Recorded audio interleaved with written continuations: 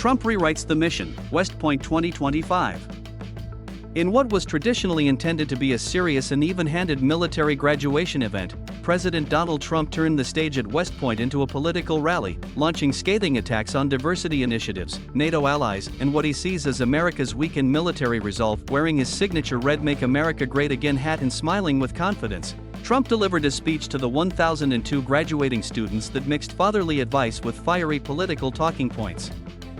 The job of the U.S. military is not to put on drag shows or rewrite cultures abroad, he said, drawing cheers from the largely supportive audience. Its job is to crush enemies and eliminate threats anywhere, anytime, anywhere. The speech marked Trump's return to West Point since his controversial 2020 appearance during COVID-19 restrictions. But this time, the president's remarks were bolder, more unapologetic, and openly partisan. He slammed the Biden administration's diversity, equity, and inclusion (DEI) policies, calling them divisive and derogatory political indoctrination that his administration has proudly reversed. "We have ended critical race theory training," he said. "No transgender ideology will be imposed on our brave men and women in uniform." In an extraordinary move that still sends shockwaves through Washington's military circles, Trump reminded the crowd that he had fired top military officials, including the chairman of the Joint Chiefs of Staff, earlier this year.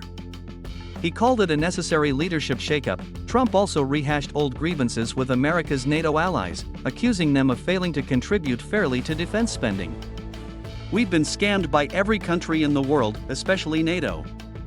But not anymore," he explained. The president used the opportunity to unveil his $175 billion Golden Dome missile defense initiative, a futuristic shield that he claims will protect against threats from China and Russia, starting with a containment tower at West Point. But critics warn that such systems could trigger an arms race in space. The speech, which comes just weeks before a massive military parade Trump is set to lead in Washington on his birthday, suggests a renewed focus on blending personal legacy with national defense posture.